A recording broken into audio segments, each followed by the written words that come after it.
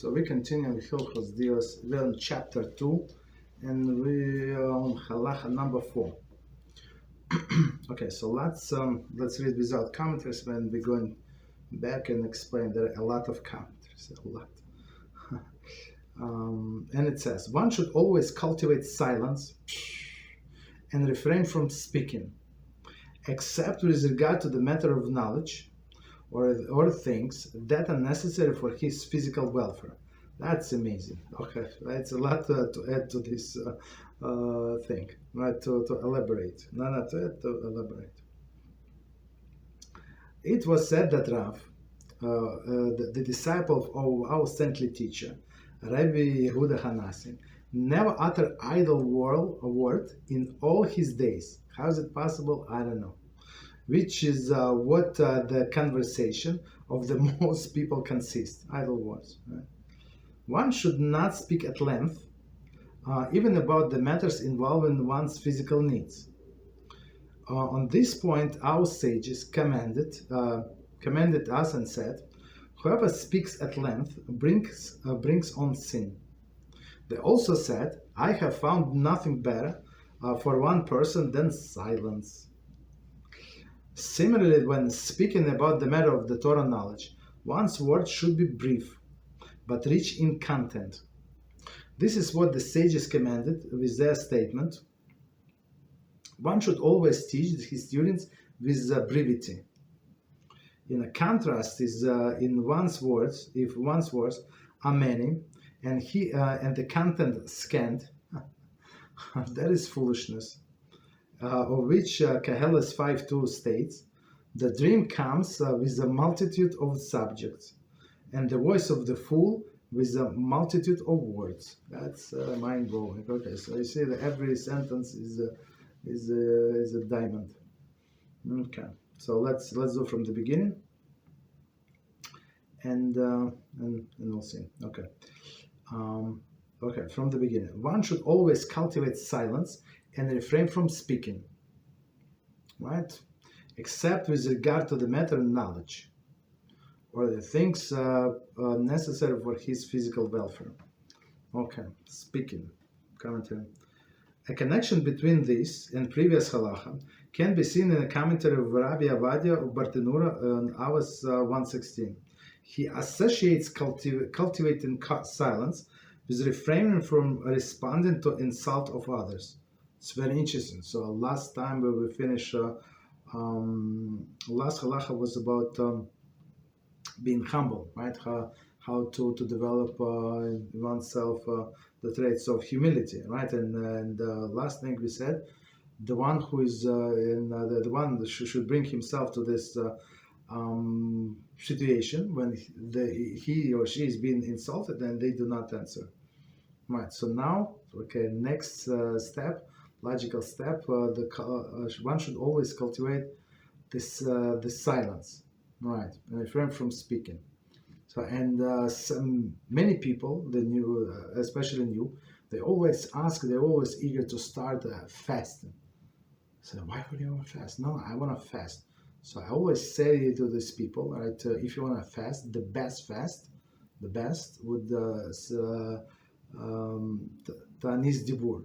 Tanis Dibur means fast without speaking. So try one day, better than not to eat. Right? You can eat a lot, not a lot, normally, drink normally, sleep normally, everything normally, but try not to do. Right? And many people, they reject. I don't remember anybody said, let me try at least. Nobody, right? Not to eat, like to feel great about themselves, to announce that I'm not eating, I'm fasting. Yeah, that's it's a harat. Number one soldier. You understand? Because why? Because a person who is not eating, he's weak, she's weak. They cannot think straight. Okay, and now they cannot learn Torah, they cannot perform it, so they cannot do anything. Right? Of course, that's what Yitzchara wants. So what exactly they achieve with this fast? Not eating, exactly zero, more damage than positive. But when you eat normally, like you're right, you're not weak, you're strong, and you try not to speak, that's the best, right? Rejection 100%. I mean, from people that I suggested to. Very interesting. Okay, just statistics. Okay. All right, so one should cultivate this silence and refrain from speaking, except with regard to matter of knowledge, right, or things that necessary for the physical welfare. Okay, so what is it? Commentary. In his commentary to Mishnah Avos 116, Rambam divides speech into 5 categories. Very interesting. A, that requires as a mitzvah, right? For example, discussion Torah subject. Okay, right? You when when we learn Torah, we have to speak out loud, right? Like even by yourself, right? When we pray, it's proper also to say the prayers out loud. Right, of course, when Shemona Esrei, you do a little quieter, but if there is nobody there, you can do it full voice. There is no problem. If you're alone in the house, for example, there is no problem. I mean, not to get used to, but if you need for concentration, there is no problem whatsoever. Okay, so again, the required as a mitzvot, the discussion of the Torah subject, meaning the discussion learn by yourself and discuss with others. So people ask you a question, how you understand this line, that line, there is no problem. B, the forbidden. There is a bearing false witness, gossip, cursing. Right, so of course, again, so second type of speech is forbidden, completely forbidden. Bearing false witness, so it's a separate section. Gossip, all of the Lashon Hara and the Hilchos, right? And cursing, right? So all of these are forbidden speech. So first is a mitzvah. Second is absolutely forbidden. And so today we'll learn actually, so to draw the parallel or a contrast, I would say. Today we will learn about negative speech. For a constructive purpose, so it's totally different. So it's not considered to be gossip that is allowed. It's not considered to be gossip at all. Okay. C, that which should be the disdain, useless discussion entails. Right. So first is absolutely required. Second, absolutely forbidden. And the third one, and that which one should be this day. For example, useless discussion entails, like, right, they discuss who is going to be president, who was the best secretary of state, like for real. The guy asked between Mincha and Mariv who was the best secretary of state. And okay, they speak very loud. I mean, I just sit there and learn, but people speak very loud. I did not know myself, but the guy I heard said so loud, so even I know. You understand? So it's the people exchange useless information or useless discussion, right? And it's not good, of course. That's a third category. D, that which is desirable. For example, discussion of ethical and intellectual values, which is desirable. Discussion ethical and intellectual values. So it's not necessary, but it's good, right? And E, last one, permitted. Those things necessary for daily lives. See chapter 5, Halachah 7. So we're going to get it. Right, it's you will ask your wife, should I get the milk? Should I get cucumbers? Tomatoes, what should I get? Potatoes, this and that. Okay. Did you go to the bank? Did you pay the bill? This and that. Okay. So is it that's the last category, right? Which is permitted. Okay. So those are amazing commentaries, of course. Okay. So again, continue. Actually, let's read it. One should always cultivate silence and refrain from speaking. We explain. Except with regard to matter of knowledge, okay, or things that are necessary for physical welfare. So, so it's number 1, I think, and number 5 in this category below. Okay, it was said that Rav, the disciple of our teacher, Rabbi Yehuda Hanasi. So let's say it was said. Commentary. The case of Commissioner notes that although Sukkah 28a praises Rabbi Yochanan ben Zakkai in the manner indicated below, right? There is no explicit statement to this effect concerning Rav in the Talmud. Nevertheless, other early authorities, Sit and Huma, no, it's not Tanhuma. See Teshuva's Hagionim, Macharot Damasek, the 178, prescribe in this manner. Okay, so meaning in the Talmud, in known sources is Rabbi Yochanan ben Zakkai, right? But here they present Rav. Just so you know, in many books actually did not.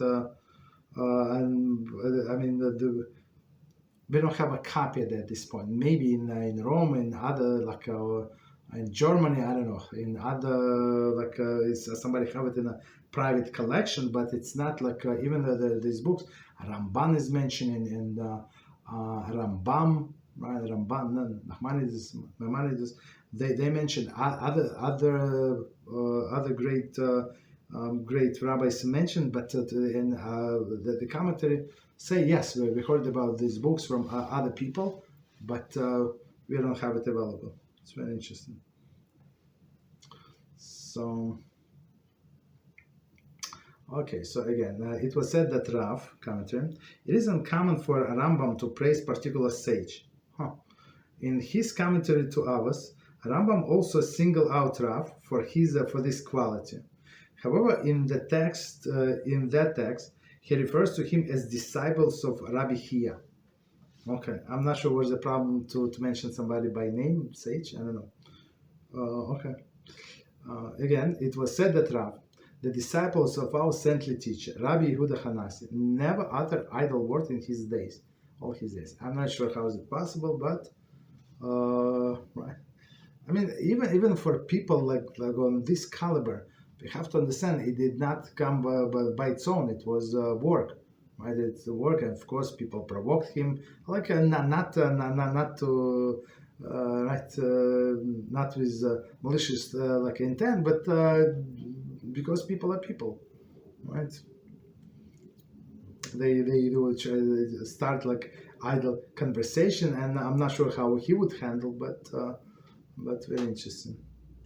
The title Rabbeinu HaKodesh, our saintly teacher, is accepted and frequently employed. Employed means to refer to Rabbi Yehuda Hanasi, whose composition of the Mishnah made him the teacher of the entire Jewish people.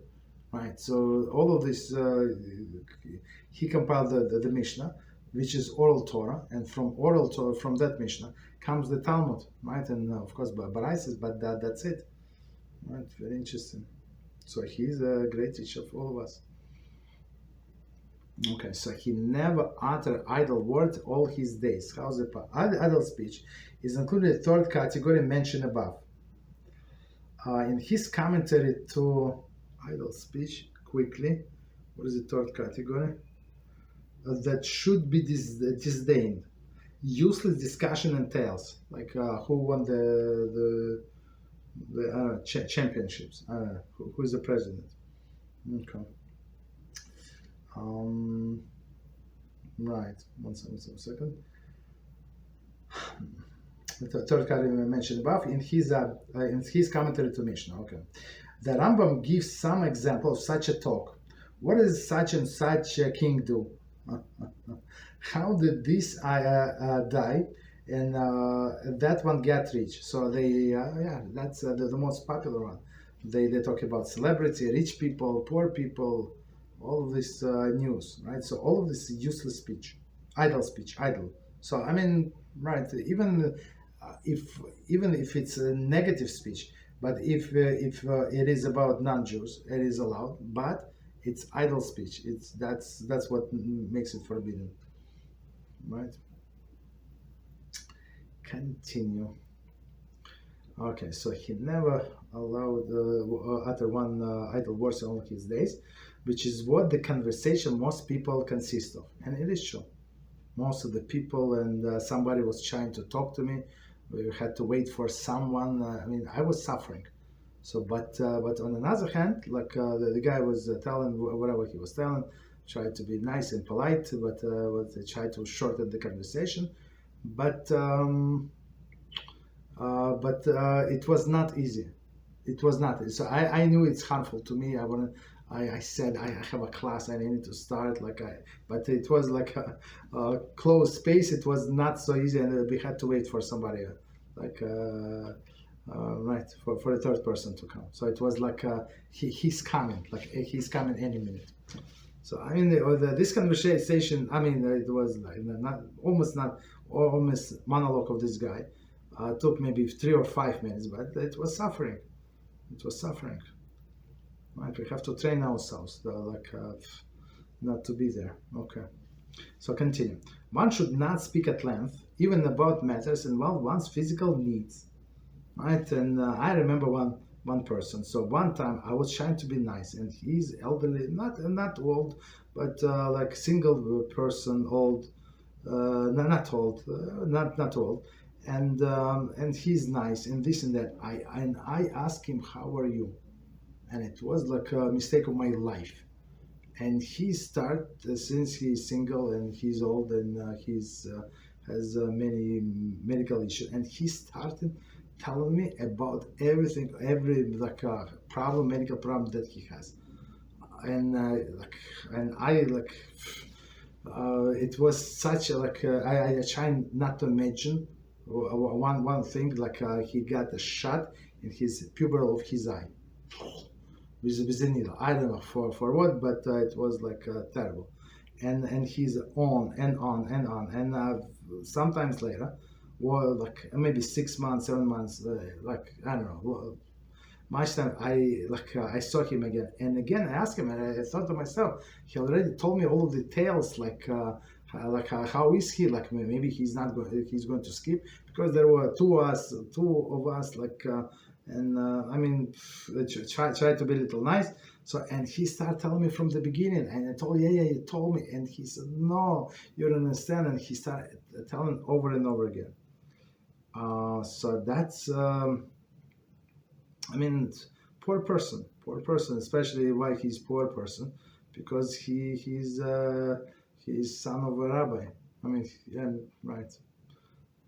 His father was, his grandfather was a rabbi, had a synagogue, his own, and the father, and he's a third generation. But he's, unfortunately, right? Very, very sad. So again, one should not speak at length, even about a matter of one's physical needs. 56. There is also such conversations permitted. One should not overindulge in it, right? But okay. So physical needs, whatever needs to be done, that's it. I mean, do they care? Am I a doctor? Am I going to give him advice? You're going to prescribe him a procedure, what needs to be done, right? But some people they enjoy talking about their diseases, right? One should, on this point, our sages commanded and said, whoever speaks at length brings on sin. So because whoever speaks a lot, so all of these women who likes to speak on the phone endlessly, right, about everybody, right, about all of the relatives, all the people they know, the people they do not know, or about all of the people they think they know, and they, right, it's only a matter of time, or not time, I guess even seconds, when they start speaking Lashon Hara, something forbidden, right, because of which they're going to lose Olam Haba, unfortunately, unless they do Teshuvah. I hope they do Teshuvah, but that's terrible, right? Right, because why? Because unless you speak in Torah and you discussing some subject and you have proofs and they ask you a question and they challenge you from this side and from that side, that's this conversation could be many hours and no Lashon Hara. You understand? But when people speak mundane things, it's only a matter of time. If conversation is 5 minutes, I don't know, maybe 3 minutes or a minute and a half. Yeah, maybe you can maybe you're not going to say anything forbidden, but lengthy conversation for sure. Commentary, because most of our words are unnecessary or sinful. Because most of our words are unnecessary and sinful. Rambam commentary to the Mishnah. 116. I was 116. If we talk excessively, our speech is likely to fall into the second and third category mentioned above. Quickly, what is the second? Second, forbidden bearing false witness, gossip, cursing. For sure, I would say gossip is the most popular one. And C, that should be disdain, like useless discussion and tales. Right. 1 second. So it's 58. Continue. And they also said, when I was 116, I have found nothing better for one person than silence. Right. And it says, it must be noted that in this Halachah, Rambam reversed the order in which this and the above quote are found in the Mishnah. Okay, no problem. Okay, so I have found nothing better for one person than silence. Right? The less we talk, the better. Unless it is a needed talk, right? I mean, it's Torah learning. Okay, continue. Similarly, when speaking about matters of Torah or knowledge, where the conversation about such a matter is desired, right? Torah, it says Torah or knowledge. Okay, one's words should be brief, but rich in a content. So meaning you say one line, right, like a Rambam, and then you have half a page of commentary, right? So brief but rich in content. This is what the sages commanded with their statement. One should always teach his students in brevity. So let's see. But today, I'm not sure. It's not like I disagree with Rambam. But today, when it says talk to teach Torah in brevity, it means a person who knows, who have like a base almost like you, maybe better than you, right? Higher than you, but this specific subject he never learned. So you describe the Halachah, the concept in few words. Yeah, the person understand. But most of the people not like that. They don't know Aleph base. They don't know like basic of the basic of the basic. So to answer them in brevity, I think it's dangerous, because people would understand based on their knowledge, which is many times not so rich. Okay. So let's see commentary in Hilchos Talmud chapter 4, where Rambam describes the proper manner in the Torah instruction. He makes no comments of this directive, right? Meaning, being brief. Its inclusion here appears to indicate that brevity is such an expression of the teacher refinement of a character as a proper educational technique.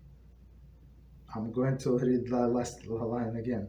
It is included here appears to indicate that brevity isn't such an expression of teacher's refinement of character. I'm not sure. I mean, even here you have a refined character, but I do not understand. Like, I need an explanation, right? And as a proper educational technique. Okay, I mean it's good, but for example, if this subject is absolutely new, and if they just give you the brief statements, it's not going to work out, at least for me, so much, right? As for example, this book that we learned, Laws of Yichud. Many times, like you read, it's theoretically understandable, but without the specific examples, I mean, it's not so easy to understand. What would be the practical example? Okay. Continue. In a contrast, is if one's words are many and content are scant, so like all of the thick book, or people, right? Like many, like very long, I don't know, books, or I don't know, explanations, but there is no content. So usually when you want to explain ideas, so at least you say, well, what exactly you're explaining, so people have like a roadmap, where are you going with that, at least. But some people just like to start talking, and they do not, they already lost themselves, like in their speech, right? And content is scant. There is foolishness, of which Kahelis 5.2 states, the dream comes with a multitude of subjects, right? And the voice of the fool, so this, the dream comes with a multitude of subjects, right? In dream, many things are happening. And that's one of the explanations, right? So we don't believe in dreams so much. Don't trust in dream, right? And the voice of the fool, a multitude of words, right? So how do you know that somebody is fool? That they cannot start speaking, right? And it says in Pirkei Avos, if this fool would keep quiet, we might suspect that maybe he's a wise person, maybe he's not joining our conversation because we're below his wisdom, right? He's on a totally different level. But once the fool opened his mouth, so everybody knows that he's a fool. So, but until he was quiet, he was actually we might have suspect that he's something. Okay, 64. Come to him. When the subject is in a permitted area of physical needs, as above, extended conversation poses danger of wandering off into area of idle, and perhaps even forbidden talk. However, when the talk is of the required or desirable sort, long wilderness, okay, is more likely to lead to foolishness rather than the sin. Okay, so let's read this commentary one more time, and we try to understand one more time. When the subject is a permitted area of the physical needs, right, and they speak a lot about it, as above, extended conversation poses the danger of wandering off into area of idle and perhaps forbidden talk, right? Right. Permitted things that necessary for daily lives. All right, so they start with I don't know, simple things, and they wander to all the other subjects. However, and you see the people, secular and other secular people or semi-religious, like modern people, so they cannot hold the conversation. So the mind jumps from one subject to another. Like I know many people, I mean, I guess most of the people like that, they cannot hold one line of the conversation, and they change. And right, and you said one word, say, oh, this word, and now they remember what happened 1967. Like, what is it? It's not what I'm talking. No. Let me tell you what happened that day. You understand? So that's very dangerous. Right, and it would come even to forbidden talk. However, when talk is of the required, of the desired sort, right? Required, so meaning the Torah. Long wilderness is more likely to lead to foolish rather than sin. Foolish because I mean, unless you read from the book, I mean, if a person starts developing his or her own thoughts, that's that's not proper. I mean, most likely you're not going to come to the right conclusion, and you it would sound more foolish than anything, right? That's very, very important. That's why we're trying to stick to the book, read every line, every commentary, and and see and drink the wisdom from somebody is greater than us. Okay, so finish that Halachah. Let me see if we find any.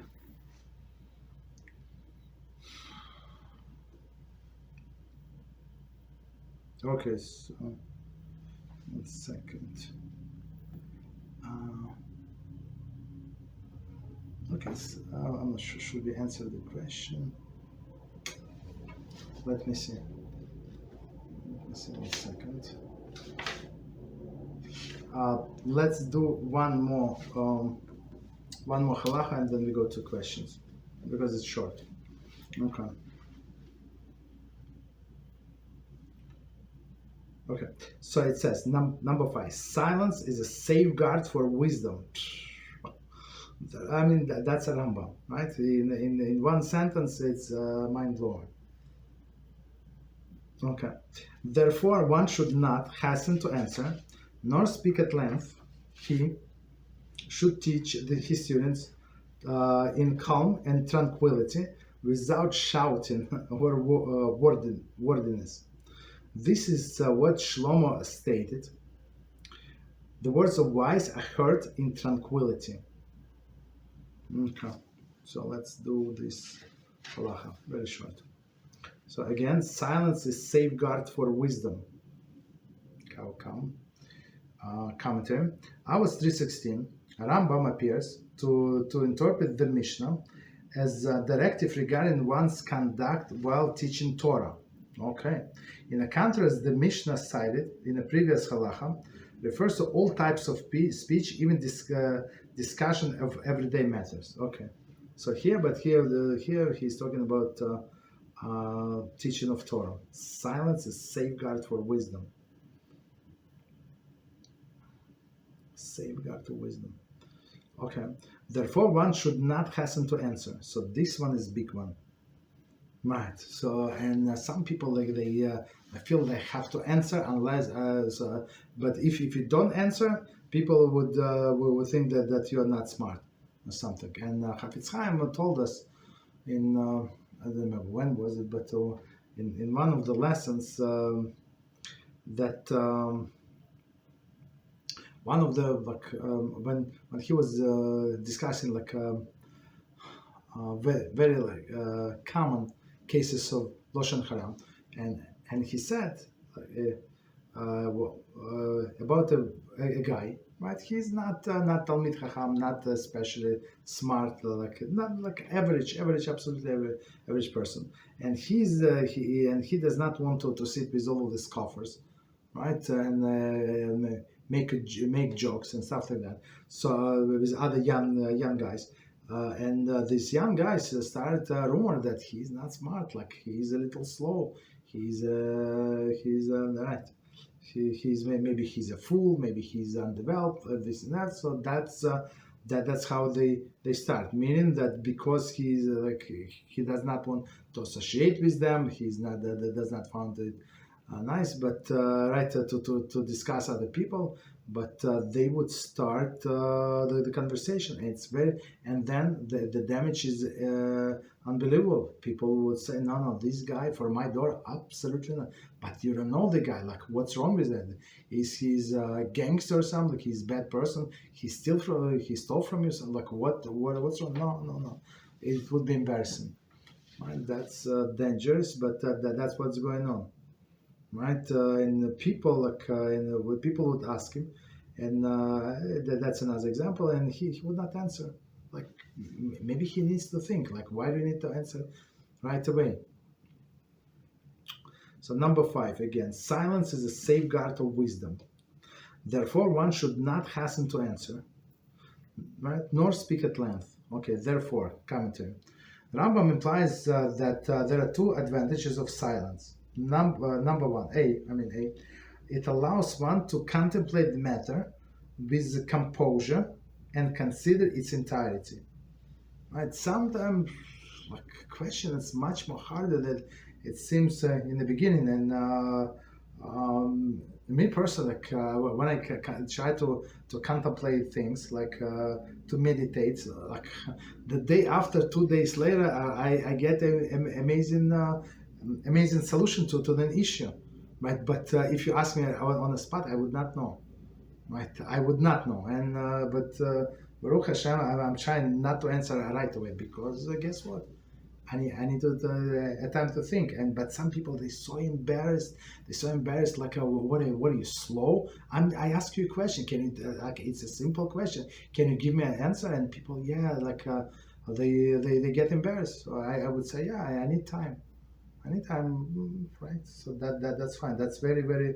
It's not an easy trait to develop because it's connected with embarrassment, but it's golden, right? Rambam said it's great. It allows one to contemplate the matter with the composure, right? So composure meaning that you're not under the pressure. You're not computer. You cannot especially if something is very important, they ask you a very important question, right? You need time to think about it. All right, composure and consider it in its entirety. And B, it encourages brevity and prevents unnecessary and meaningless words which cloud students' appreciation of a concept. Again, it encourages brevity and prevents unnecessary meaningless words which cloud the students' appreciation of the concept. I'm not sure about second, how encourages the brevity. So we're trying to, so this halakha is, as a commentator say, it's between teacher and student. So brevity, again, if some students need brevity, some students need prolonged explanation, right? So again, therefore one should not hasten to answer, commentary. This appears to be a paraphrase of the Mishnah Avos 5:6. Do not rush to answer. However, in his commentary to the Mishnah, Rambam interprets the clause within the context of his explanation entire Mishnah, right, and focuses on different concepts, those discussed by this halakha. Okay, but do not hasten to answer. Okay, nor speak at length. Okay, as mentioned in previous halakha. Okay, nor speak at length. He should teach his students and in a calm and tranquility. The latter phrase borrowed from the context of Yeshayahu. Okay, without shouting or wordiness. This is what the Shlomo stated. The words of the wise are heard in tranquility. Kahalas 9:17. Right, when people are shouting, and they go down, so you stop listening to them, right? When they shouting again, you will concentrate again. But somebody who speaks in a low voice, so you're everybody's quiet. It's very interesting, right? Everybody's quiet, especially if those are words of wisdom, and they're trying to absorb, trying to understand. Commentary. The commentaries explain the verse does more than to describe wise men's speech as being characterized by tranquility. It also implies the promise that when wise man speaks with tranquility, nice and quiet, right, his word will be heard. That is accepted by the listeners. What could be better? Accepted by the listeners. Okay.